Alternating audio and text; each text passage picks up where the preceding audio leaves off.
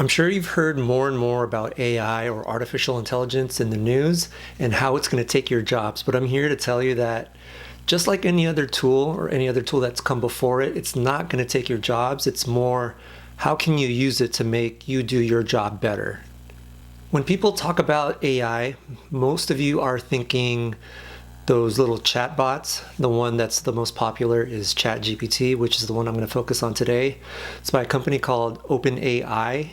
When Google first came out, you had to know how to exactly search for terms in order to get the results that you would want to get. But with ChatGPT and OpenAI, it's more language-based, so you can just talk to it or chat with it just like you would normally chat with anybody else. In this video, I'm going to show you 3 different ways on how you can use ChatGPT in your daily workflows. I'll show you a beginner, intermediate, and more advanced ways that you can use it. And if you stick around to the end, I'm going to show you a bonus way to use ChatGPT in your daily workflows. If you haven't already, please subscribe to my industry newsletter, HVAC Pulse.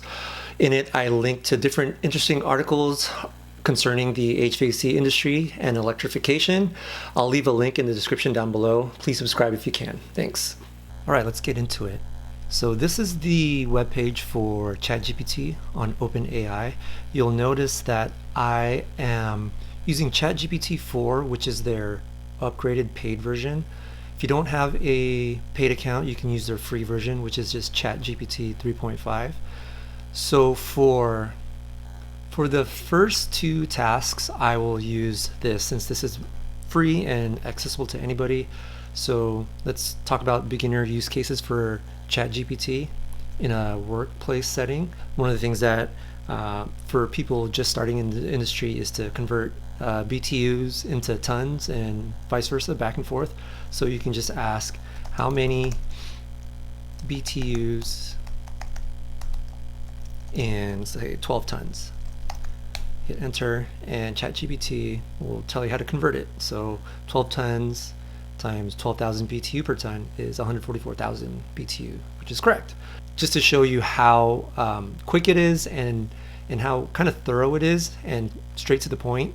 Sometimes with Google or another search engine, it'll give you a bunch of different search results which are either ads or irrelevant to what you're looking for. So if you just want to get straight to the point, ChatGPT is a good use for converting things.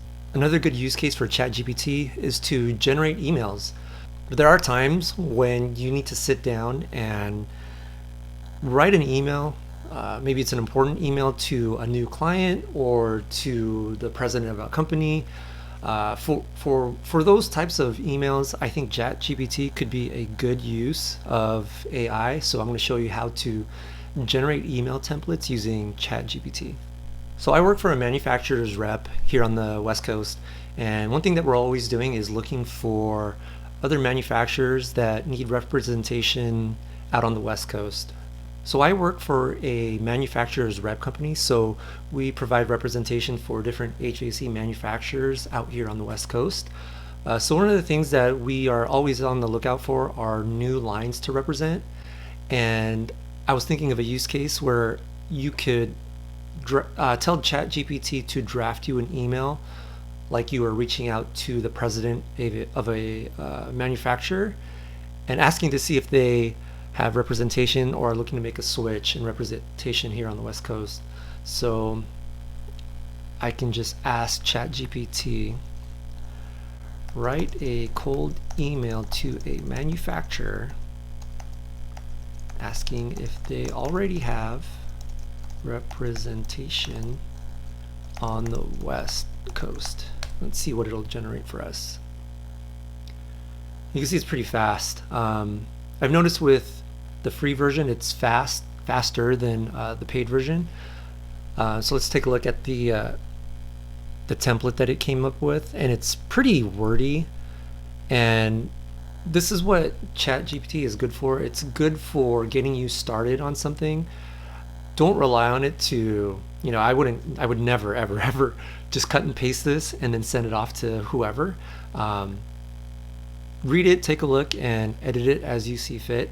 But it just gives you a template that you can use. Dear blank, I hope this message finds you well. My name is, and I represent your company, and I recently came across your impressive line of products and was particularly impressed by something. It's very wordy. I would never be this wordy in an email, but you could definitely cut it down. Another good email template that you can come up with is introducing yourself as the new rep calling on a particular office or a contractor or an engineer. So let's say, write an email to a principal of a company to set up an initial meeting to introduce myself as their new rep. And you can see I'm not super formal in how I'm asking the question. I said rep instead of representative, but it understands it, gives you a basic template. Again, I would just take this and edit it as, put it in my voice and make sure it's not too wordy. This is obviously wordy also. But it gets all the points in. Writing to introduce myself and request an opportunity for initial meeting. In my role as a representative, my name, blah, blah, blah. Could we schedule a meeting at your earliest convenience? I can meet face-to-face or arrange a virtual meeting. Thank you for considering this request. I would definitely take that out. But yeah, you can just take this as the template or the bones of your email and then just edit it to your voice and how you see fit. It's a starting point, it's not the end point. All right, now we're going to get some more intermediate type things that you can do with ChatGPT. One of the things that I have to do in my daily work is do lunch and learn presentations. One of the things that you can do is ask ChatGPT to come up with a lunch and learn presentation. Now, it's not going to do the entire slides for you, but it'll give you the outline for a good flowing lunch and learn presentation. So I'm going to go ahead and ask ChatGPT. This is ChatGPT 4. Generate a lunch and learn presentation covering integrating ventilation when using VRF. So it's super specific. It's very, it's tailored to my industry, but it's also dedicated to, I'm talking about a specific niche within my industry, VRF, and then an aspect about VRF, integrating fresh air into a VRF system. So let's see what it generates for me. So it knows what VRF stands for. It calls it variable refrigerant flow, and now it's going to break it down by slide, title slide, introduction, and so on and so forth. And you'll see that it's very basic, it's very high level, which sometimes you might actually need, and it gives you bullet points of what each slide should cover, and it's actually pretty good, right? If you go over here, intro, understanding VRF. If people don't understand it, you can do a quick slide talking about it, why you need ventilation for VRF, different ways, techniques of bringing in outside air.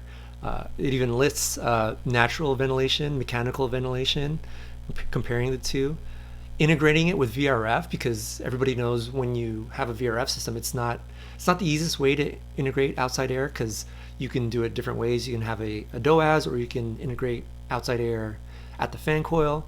So the fact that it knows that and put it in there is really, it's awesome.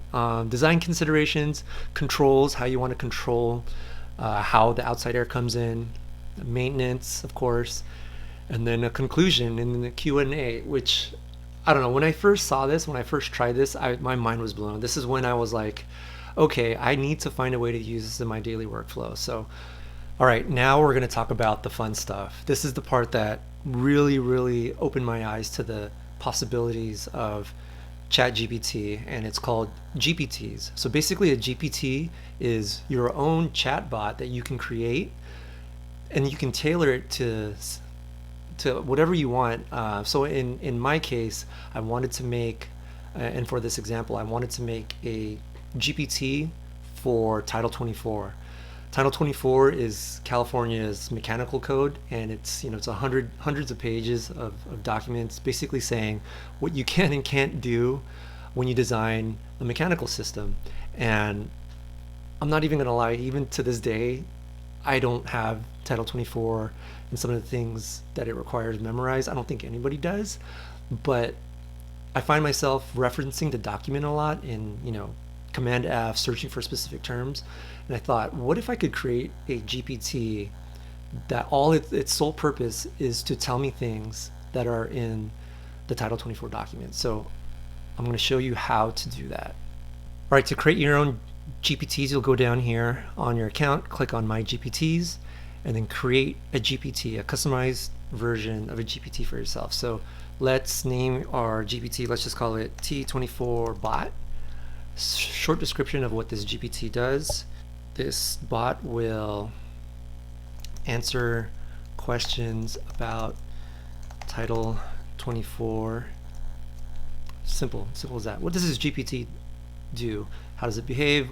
What should it avoid doing? So this is where you can become super specific on what this GPT will do, and you can really drill down, but for the sake of this example, I'm just going to be pretty, I'll be short. This GPT will go through the Title 24 document and let me know if things are compliant. It will look up facts about the code. Conversation starter. So this is, so if I were to publish this or share this with people, this would show up as little little prompts over here that you could ask the bot, and it will help you get an idea of what the GPT can do. So let's just say at what tonnage are economizers required? Let's see. What are the requirements for thermostats to be Title 24 compliant? Let's just leave it at that. And now here's the key part. You're going to upload the entire Title 24 document. So let's upload. I have the commercial and the residential, so I mainly deal with commercial, so I'm going to upload that document. So now it's going to upload. And some of the capabilities, web browsing. So this basically, if you leave that text box checked, it will search the web if it needs to. If it can't find it in the document, it'll search the web to try to find the answer that you ask it. Image generation, don't need that for this. Code interpreter, don't need this for this bot, because this, when it says code, it means, you know, computer code or that type of computer code, not documentation. So that was pretty quick. It's already uploaded. Create configure. So let's save this, make it, publish it just for me for now. All right, so let's go ahead and ask it a question. So let's just use the one that I use as an example. So you'll notice for this, it's a little bit slower.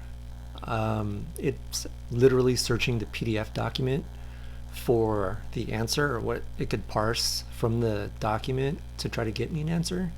So it'll be slower.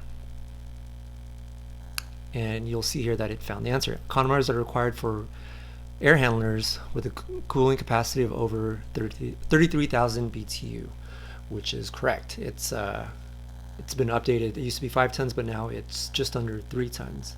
Let's ask it about thermostats. What is required for a thermostat to be Title 24 compliant?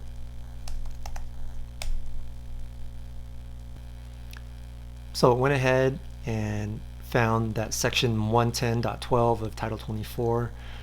That's the section where it talks about demand responsive controls for controllers. All right, let's ask it another question. What are the efficiency requirements for DOAS equipment? All right, so it lists the table. So I can take that, I can go to the actual Title 24 document, search for that section, and it'll bring me to that section in the code where it lists the requirements, efficiency requirements for packaged OS units. All right, finally, as for a bonus, one more thing that you can do with ChatGPT. This requires ChatGPT 4, which is the paid version. With the paid version, you get the ability to generate AI images, which you can spend a lot of time messing around with, but there are some useful applications for this, even this in our HVAC industry. So I publish a industry newsletter called HVAC Pulse. Subscribe if you haven't already.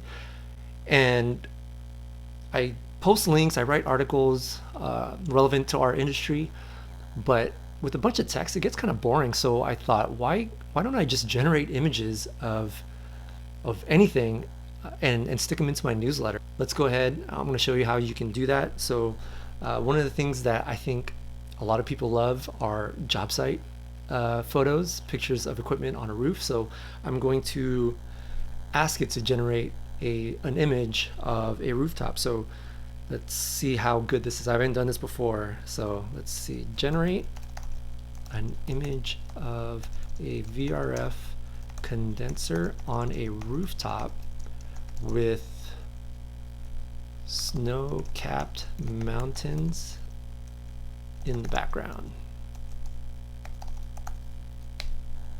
I'm curious to see if it knows what a VRF condenser looks like. Okay, look at that thing.